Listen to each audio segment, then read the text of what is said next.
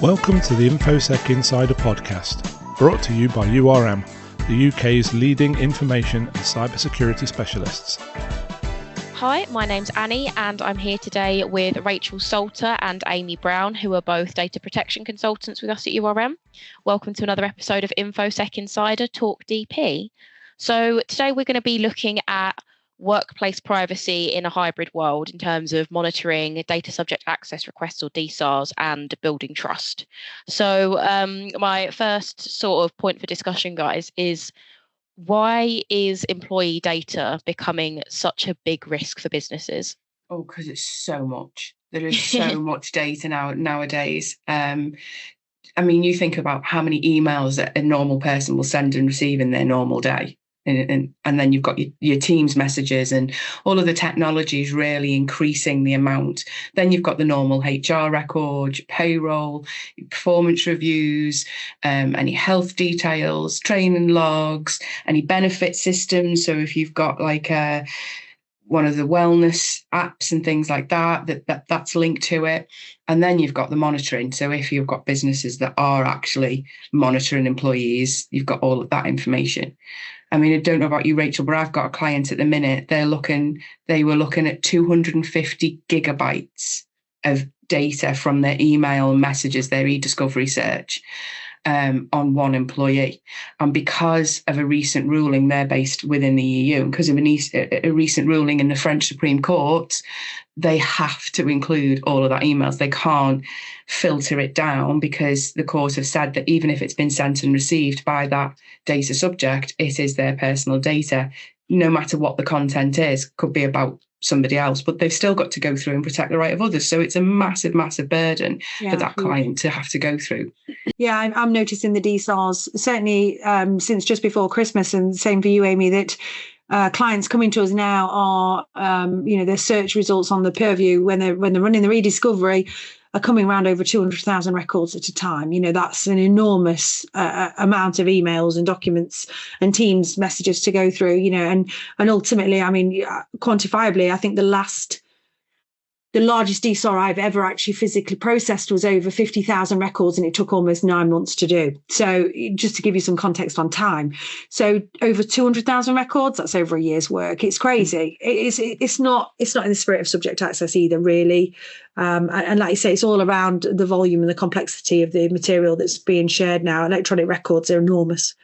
It's not like paper. It's not like it used to be, is it? It's so much different. And ultimately as well, having to review and read, and people are now wanting more CCTV and digital data as well.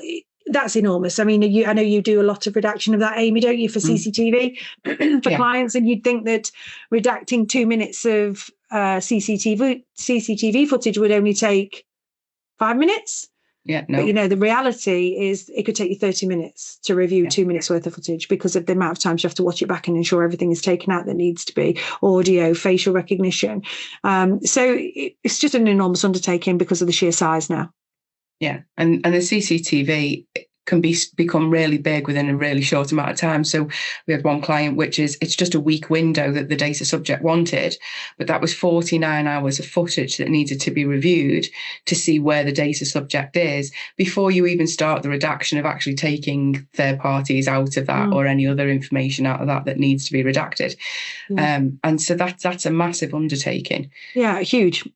I mean, 49 hours of footage, you've obviously got to watch the whole 49 hours for a start to see where that person is. And then once you've done that, you've got to clip it, and then you've got to start doing all the work on it. So it's just enormous, isn't it? Enormous. And then because of the monitoring, so one of the parts of this is about employee monitoring, and you've got new technologies which are coming in where they're keystrokes or they're tracking your calls or they're using CCTV, and that is increasing the volume of data that is being collected about individuals. You've got behaviour patterns, you've got location data, you've got health images. I mean, if you've got somebody with a visible disability that they've got on pictures or CCTV, that instantly puts it into a special category. It really has to be minimised to stop that increase of data just becoming exponential. Yeah. I mean, I think you did some research, didn't you, Aimee? What percentage is it of companies that are using monitoring software these days? 60% are using monitoring software, mainly because of hybrid and remote working that's increased that. But a recent survey has come up with 60% of companies using it. And that's only going to get higher, isn't it? Yeah. Yeah, absolutely. As technologies grow, and again, AI will really help that to expand. Yeah, crazy. And then you've got your retention creep in the back of that as well. So you've got HR teams are keeping information just in case, which just again expands the amount of information held and for how long it's being held for, rather than minimizing that data. They're just, we might need that, and what if this happens? We'll keep that. And then, we might use that for this purpose instead. And it just becomes really messy and really problematic and risky. Yeah, and I don't know if you noticed, Amy, but there is no just in case principle, is there? I mean, we have this conversation with clients daily. Why have you still got that just in case? There is no principle for that. So, like say scope creep, it's a real problem, isn't it? The more data, the longer they're keeping it. You would have expected with GDPR coming in 2018 that actually organizations would have got better at streamlining data collection and deletion, because ultimately the more data you hold, the more data has to come out in a subject access request. So, it's in your interest to reduce what you hold anyway, or, not just to be compliant with the legislation, but to release some of the burden on your subject access. But that doesn't seem to have happened, does it? No, and not just for data subject access requests either, but it's also for security. The more data you hold, the more at risk you are. You need to keep it secure. And if you've got a lot of data, then you are going to be a target for hackers and things like that. They're going to want to get hold of your data. So you need to keep it more secure. And with the recent changes with the DOA and the Information Commissioner's Office are looking to really scrutinise this in the next year or so, because the accountability is now higher within the DOA. You now need to be more transparent and things like that. You really need to make sure that you're keeping that data secure, because if you mishandle data, employee data particularly, but any kind of data, then we've talked about the repercussions before. You've got your complaints, you've got fines, you've got ICO scrutiny, and then the reputational harm, which is the costs can be exponential. I mean, there was a recent example in February 24. Serco Leisure were using facial recognition and fingerprint scanning for employees to log in and check in and check out of their facilities. So they were scanning people's faces or using their fingerprints to check that they were attending and they were in on time and things like that. And the ICO came in and said, you need to stop this immediately. They put an enforcement issue in place because there was no lawful basis for the processing. And then that goes into the public domain then. How has that affected their recruitment process? How has that affected their churn? And that therefore affects their costs at the end of the day. Who's going to want to work with them? Who's going to want to work with them? Yeah, reputational damage is so costly, isn't it? You say that we've got 60% of businesses roughly are now, conducting employee monitoring. So I think it's worth asking, what are the legal and the ethical boundaries when monitoring employees that those businesses need to consider? The first one's the UK GDPR principles, isn't it? You need to be transparent. There needs to be lawfulness and fairness, and you need to make sure that you're doing it within the regulatory requirements. Yeah, principle one. They're not meeting that immediately, are they? If they're not, they fall at the first hurdle if they're not doing that right. Yeah, absolutely. Interestingly as well, in terms of lawful basis, if they're relying on the legitimate interest as their lawful basis for processing, historically doing the legitimate interest assessments, and I speak to clients regularly who still don't know what that is, and yet they rely on legitimate interest all the time for their lawful basis. And the DOA's made changes to that, hasn't it, Amy? The legitimate interest assessment test, whereas historically it was mandatory where you rely on legitimate interest. There's been some flexibility, hasn't they, given to us in terms of when it's required? Yeah, so you've got things like security, employee safety, fraud prevention. You can now use a recognised legitimate interest, where you don't need to do that legitimate interest test, that balance test, to see if your rights don't override the rights of the data subject. Although it still needs to make sure that you aren't making that balance unfair, you still need to, things like special category data, if it is facial or biometric or health data, you need to have your Article 9 condition in place. You need to be transparent and proportionate. You need to still abide by the principles of the GDPR, basically, but you have those predetermined lawful basis of recognised legitimate interests that you can look at. Yeah. And what's also interesting about employee monitoring is, and I've worked with clients where they have asked their employees to consent to employee monitoring. So we'll tell you about it. We'll tell you this is happening. We want you to sign a form to say you consent to this happening. And, it comes back to the question that we have regularly with clients around an imbalance of power with HR processing. How it's like a biased, you're almost blackmailing somebody into giving their consent. It's an imbalance of power from a HR perspective to rely on consent. And they should be looking at some sort of contractual agreement. It should be in everyone's contract or like say legitimate interest, and they'll look at the balance of the privacy around that rather than consent. But, what happens if an employee says, no, I don't consent to employee monitoring? What happens then? What happens to them? What's the repercussions for that? Is it they're going to, well, you can't work here, or you can't work in this office, or, there's always going to be an imbalance, because who's voluntarily going to agree to being monitored constantly? That's not going to happen. So ultimately, they need to be looking at better lawful basis, or a better choice of lawful basis for that processing. Which goes back to the Serco Leisure, where they didn't have a lawful basis. Their ICO found holes in their reasoning for using this particular technology and demanded that they stop. So all that investment in this technology became fruitless, and then the further costs of any reputational damage and such on becomes even more problematic for them. And then you've got other implications. So you've not just got the UK GDPR, you've got PECA. So if you're using electronical technologies that are tracking or monitoring your employees, then that can fall under the PECA rules. And so with the recent DOA changes, you're looking at the same kind of fines that you would under the UK GDPR of up to 4% of your global turnover, which is a lot of money for some businesses, if you are not following the PECA rules as well as the UK GDPR rules. We've got a case study that was the ICO had, where they reprimanded a high school for using facial recognition in the payment system. So when kids were going into the canteen to get their lunch, they were having their face scanned to link to their wallet, if you like. And there was no DPIA.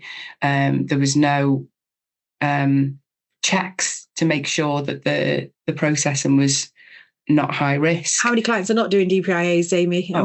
Too many. Why are we not doing DPIA? Why were they not historically doing risk assessments pre-GDPR, let alone now? And a DPIA would have flushed out the risks around the Chelmer Valley High School immediately. Yeah. And they would have realised that they couldn't use the consent thing because, again, you got a kid opt out of consent. What are you going to do? Stop them from having their lunch? Exactly. You need take away their human rights. Yeah. You can no longer eat in the canteen because you won't let us scan your face. It's just disproportionate, isn't it, really? Yeah, no, absolutely. Amazing. Thank you, guys. Why do operational challenges make employee DSARs and monitoring so difficult? Size. The burdens are huge. You've got multiple systems. You've got data scattered everywhere. You've got your Microsoft environment. You might have your own CRM environment, your own monitoring logs. You've got performance logs. You've got payroll. Massive amount of systems with a massive amount of data that you've got to try and go through. And we just said as well, didn't we? Nobody ever deletes anything. No. So if your retention is not tight, not only have you got numerous platforms to look at, you've got years of material to go through. Yeah. So that is a huge challenge. Employee DSARs are, enormous. I'd much rather do a DSAR for somebody who's, maybe a client than an employee, because the employee records are enough, and because you keep everything for the employment term of the individual. And somebody's got 20 years service in, that's 20 years plus worth of information. You've probably still got their original application form from, is it still proportionate to keep it? Do we still need it? Is there a business purpose for it? But historically, HR professionals like to keep everything from onboarding to leaving, in literally the full folder could be 20 years worth of material. electronic and paper, and they've probably got backups as well, because they've probably got paper copies somewhere in archive. And then you've got a digital copy, because when most organizations transferred to digital, I mean, certainly with most of my clients, they say, oh, we've got an online HR system. And I asked them about their archives. Oh, well, yeah, we've got 70 boxes at Iron Mountain, and we've got a hard copy just in case. And you're like, where does just in case come into GDPR? But it does, apparently. It does, yeah. So you've got HR practices. So, I mean, how many people have sat in a performance review or disciplinary and it's handwritten notes, and people are putting down opinions about things that have happened, which is still about the data subject. But that becomes really difficult as a disclosure officer to look through that data and really try and determine what is best to disclose. So it can take more time to look at. And then your handwritten notes are more difficult to then make electronic and get the redactions done properly and things like that. So it becomes really difficult. And a lot of people still do use, even though they've got tablets and laptops and whatever. I go to many meetings where they've still got a day book. Someone's writing in a day book. And when it comes to doing subject access, they forget that there is personal data within those. So they will say, "Oh, I've sent you all the emails. I've sent you all of the electronic files with that person named in them. Well, what about your paperwork? What about the hard copies?" And then you've got the use of, bring your own device. So you've got the use of your own iPad or something like a Remarkable, where you're making notes in meetings. How does that link? How are you making sure you're capturing that? Because it may be the employee's own device and they're making notes in meetings about people.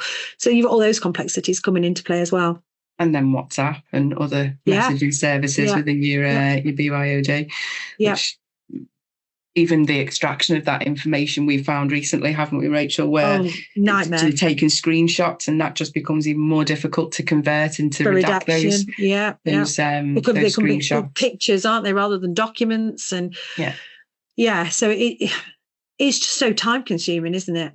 Yeah, it gets really messy. And then you've got your timescales. I mean, if you've not got the right staff training for the people that are going to deal with this, then, they might miss the deadlines, then they might mishandle it, which, again, saying the same things over again. You've got your regulatory action, your fines, your reputational harm, that kind of thing. But there was a case in September of last year where a care home director was fined by the ACO under the DPA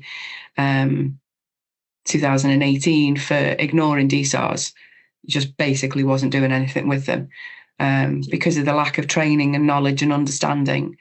There's a client that I was recently helping another consultant with, where they're a medical provider, and their consultants are kind of self-employed, and so they are the controllers of the information that for their patients. And their particular case, the lack of understanding with that consultant of what he had to do with that DSAR and what he was meant to process and the information he was meant to collect, ended up with two different lots of people trying to help that one individual because there's just that lack of understanding. So we've talked through sort of some of the challenges. Could you maybe share now some practical steps that small and medium-sized enterprises or SMEs can take to monitor lawfully and reduce risks? DPIAs. Yeah. Do your DPIAs. Yeah. Understand the risk of the wonderful project or the amazing technology that you've just been sold or talked to about and that you're looking to implement. Really break it down in that DPIA to understand the risks. I think there's some issues around, certainly in my experience, there's a lot of issues around understanding risk and what that means to an organization. And there's so many risks. They think about reputational risk and things like that, but they're not, DPIA is around the risk to the data subject and their information. And I don't think a lot of weight is put on that. I think a number of my clients still struggle to get their head around what the DPIA is actually doing. It's looking at the risks to the individual and what that means, what your processes mean to them and what happens to their information. So I think there's still an issue there with risk management anyway. Certainly across all of my clients, it can be quite tricky. And like you said, if they get into the flow of doing DPIAs and flushing out high risk processing at the beginning, they can start to factor that in, the whole going back to privacy by design, factoring in the front end. And that's also, in my experience, something that happens is that DPIAs often do not get done until the software is purchased, a contract is signed. And then somebody says, oh, what about a DPIA? Well, actually, if the DPIA churns out that this is a huge mistake to go with this service provider or to purchase this software and you've already signed that contract, it's too late. And it comes back to, historically, organizations circumventing their privacy professionals instead of going to them for support. We're ultimately, we're all here to give support to, we're not a blocker. We're still seen as blockers, I think, sometimes, aren't we, Aimee, from a privacy perspective, that we're there to support and to facilitate and to find a way around privacy issues. But often by the time we get involved in something, the ink's dry on something and it's too late. And we're now trying to retrospectively fit things in. And that can be tricky with the DPA, then highlights risk and it's too late. So DPAs are the key, aren't they, every time? Yeah. And I think a good marker for risk for anyone in any department when they're looking at a project and they're looking at a processing activity that will use personal data is, how would I feel as a data subject if that was my data? That is the best way to start looking at risk. Does it make me feel uncomfortable if it was my data? Okay, well, we need to look at that. Whereas a lot of people put their work heads on and don't think of themselves as data subjects as well. And they don't think of it from the data subject's point of view. They think of it from their work point of view, their business point of view. The business needs this to happen. So I think that is a really good starting point for anyone in HR, IT, and particularly within data protection, of this is the point to start. Does this make me as a data subject feel uncomfortable? Does it make me feel safe? Does it make me feel protected? Yeah, and you're right, Aimee. I always say that to clients. If this was your mum's data and we were about to disclose it, oh no, we wouldn't do that. Well, why is it okay for someone else then, but it's not okay for your mother? Mm-hmm. If you make people personalize it themselves, it becomes a completely different kettle of fish. Yeah. And one of the other things as well, and we keep touching on this because, again, all of the key things are there in the GDPR. It's there to help you. Retention, data minimization. The less data you have, the less data an SME has in the business, the easier it is to reduce risk. Don't hoard data for years. Keep only what is necessary so you can justify what you've kept. Retention schedules, they are tricky to get your head around, but once you've got them factored in and you have good record retention and disposal policies and you get processes in place, get rid of data. Stop keeping it for the just in case principle because it just isn't there. And use the automated retention policies within a lot of softwares. A lot of softwares can help you with your retention schedules. You can set when it automatically deletes things for you, and therefore it's dealt with. You don't have to go in and think about it. Oh, it's been 6 months. I need to go in and delete all of these things. The system can do it for you. So utilize those technologies. Another one's vendor due diligence. I mean, if you are bringing in third-party suppliers and you're not checking, and gone over this before, but you're not checking their own data protection policies and procedures and how they deal with it all, you're putting yourselves at risk. And if they're collecting too much information, but you've got good retention policies in place, but they haven't, then you're increasing your volume. So your vendor due diligence is also really important. Yeah, absolutely. Especially with the monitoring tools. Yeah. And security as well. So, like I say, we've talked about, it's all right holding all of this data, but is it safe and secure? Is it sat where it needs to be? Is it encrypted? Is it password protected? What access controls have you got? And that's not just, I think as well, I speak to clients regularly around access controls, and they think that if someone works internally in the business that they can have carte blanche access to everything. And it's like, you still have to have these access controls internally. So for example, I couldn't just get into URM's HR records because why would I? I don't work in HR. But it is quite surprising when you speak to clients sometimes and you go to do gap reports and gap analysis for clients, how little internal security measures they have, how individuals have more access. So like a huge SharePoint where everyone's got access to everyone's folders. Is that necessary? Should everyone have that access? Have we looked at what those access controls look like? Role-based permissions. The rules are there to help you to do a good job. They're like the tools to give you, to enable you to do a good compliant job using the GDPR. It's ultimately a security framework. It's there to support what you're doing. It tells you what you need to do. It doesn't have to be difficult. No. You just have to follow those very basic rules, don't you? It's just, it's hard work, I think, for a number of organisations, because nobody's starting their GDPR journey today, are they? You know, it's like the business is already established. They're already historical systems. They've already got things in archive. They've already got old servers. They've got years worth of material. How do you start to compartmentalize that into records retention and disposal and information security and bring in your own devices and all the policies and procedures and training? So it's just so overwhelming, because you've got a full-time job as well. So this is how I think we get involved regularly, don't we, Amy, with clients who need that bit of support to help them to see the wood for the trees, really, and start to take these sorts of practices on bite-sized chunks. Yeah, and if you've got your things like your ROPA and you've got all your documentation of your DPIAs and your legitimate interest assessments, then you're already halfway there. I mean, there's a client recently we were asking about what changes they needed to make for the doer regulation that came in, and when we were asking them about their current processes, they really couldn't answer. So we would need to go in and do that gap analysis to understand where they currently are, to then know what changes they need to make.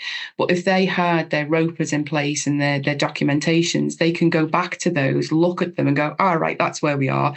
Therefore, we now know what changes we need to make for the newer regulatory updates.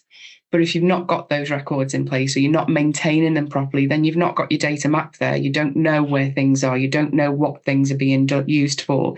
And it just makes your life harder. And employee awareness as well, making sure everyone in the business is trained. And again, I say this to clients regularly. If the ICO comes calling at any point, they're going to ask to see your ROPA. They want to see your record of process activity and your employee training records. Have you trained your people? So important. In terms of lawful monitoring as well, everybody needs to understand the reasons why things are happening. I mean, I don't know how often you ring somewhere now and you still get the strap line on the call that says that calls are recorded for training and monitoring purposes. Yeah. Where's the privacy notice around that? What does it tell? Is that still lawful, that line?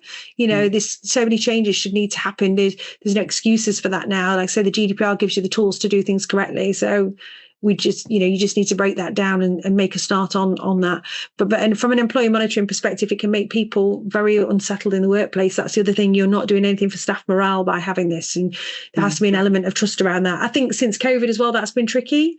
Certainly in my experience with clients around, we were quite happy to allow everyone to work from home for a period of time. And now we're trying to bring people back. And we're saying that the reason we're bringing them back is because of lack of trust around working from home. And yet we were able to do it previously. So there's a lot of uncomfortableness with some of my clients around that. Back with the training part, if you train all of your staff, then when that staff member in IT is looking at a new project for a new system, then data protection's already in their thought process. If that person in HR is thinking about a new HR system, data protection is already in their thought process. But if you're not training the right people across all of your business, then it becomes a secondary thought, not a primary thought. And that's when you can start to fall down on the principles and things like that. So looking to the future now, how do you guys think future trends like AI and global rules could change workplace privacy? AI. Our favourite thing. Oh, it both terrifies me and I love it all at the same time. AI is just coming into all of our technologies. Everything, you've got Copilot within your Microsoft environment. So it's in your Word, it's in your Excel, it's in your Outlook and your Teams. A lot of technologies are selling their AI components within to make life easier and to do this for you and to do that for you. But AI still carries massive risk. It's not accurate for a start. Even your normal chatbots, they're still not accurate because the information that they are pulling from may not be accurate. There may be biases involved.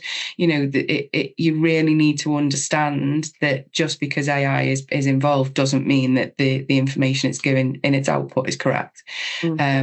And then you've also got the automation behind what AI can actually do. So is it actually starting to make decisions about people for you? And then what have you got covered in all of your data protection policies for that? And does it fit within the automatic decision making of the GDPR? Absolutely. automated decision making and the lawful basis for that processing, because it changes everything, doesn't it, Aimee? So yeah, no, you're absolutely right. Yeah.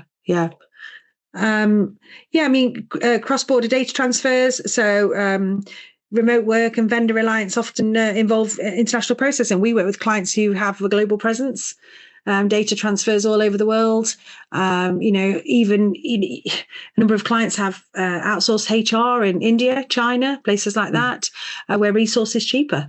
You've got things like monitoring tools and cloud storage hosted overseas. What's been done around checking the privacy and the security of all of that. What good contracts have they got? Have they done their supply due diligence on this?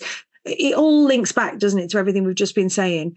The safe transfer of data cross-border, the standard contractual clauses, international data transfers. Again, it's another really complex thing to look at, and a number of clients are trying to circumvent it because it's in the too difficult box, a bit like the DPIA. But again, I don't understand it, so I'll put it. I don't understand it, so I'm just going to pretend that doesn't exist. Let's just put that in the drawer and lock it. And that's difficult, and that's again something we get involved in quite heavily, isn't it, Aimee, in terms of supporting clients with that, because ultimately once you've done a couple of them, it becomes easier. A lot of the information can stay the same in terms of what you've got in terms of data transfers, but it's just getting people into routines of using these templates and using them well, and understanding what risks it flushes out, and understand the terminology too, because it can be quite tricky if you're not that way inclined to read and understand some of these templates. Yeah, I was speaking to a client yesterday, and they're looking at implementing this new system from an existing vendor. So they've been with the vendor since 2018, but this vendor's got this new module within their portal.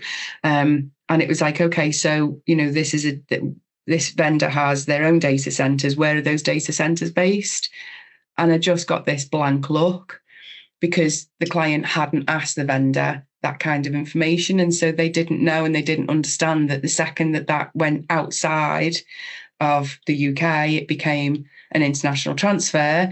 And the likelihood is these data centers are in the USA, they are in Russia, they are in China, they are in India, because they're the places that have got the space for these massive buildings with hundreds and hundreds and hundreds of rows of servers.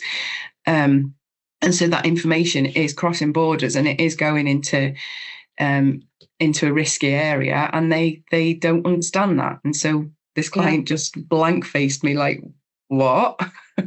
What do I do with that? They don't understand as well that GDPR doesn't apply in some countries. They don't have a clue. Some countries don't have a clue what that even means. They're not interested. They're just selling a service, and that's it. And, and it's obviously down to the SME to make sure they do their due diligence around that, isn't it? Yeah, absolutely. Because then you can make sure that should the ICO come in and have a look at what you're doing, then you've got all of your T's crossed and your I's dotted, and everything's in place. And the ICO have said that in 2026, they will be looking at employee privacy and the monitoring and enforcing the changes that the DSARs have brought in, because it's more accountability is needed under the DSAR. So you're looking at stricter enforcement, and potentially, if you break the PECA, higher fines than in previous years. Yeah, that's huge too, isn't it? Big news under the DSAR. Yeah, absolutely. And it's about time. Because to be honest, the fine under the PECA was just not dissuasive at all, was it? I work with a number of clients who are quite happy to sit with a number in the budget every year just in case anything ever happened with PECA. It's going to become more difficult to sit with that size number in the budget every year, isn't it? Yeah, definitely. Amazing. Thank you so much, guys. Really interesting discussion as always. If any of our listeners would like to ask Aimee and Rachael a question, there will be a link in the description to a form you can fill out on our website, or you can just pop it in the comments beneath this episode. But thank you so much, Aimee and Rachael, and thank you everyone for listening today.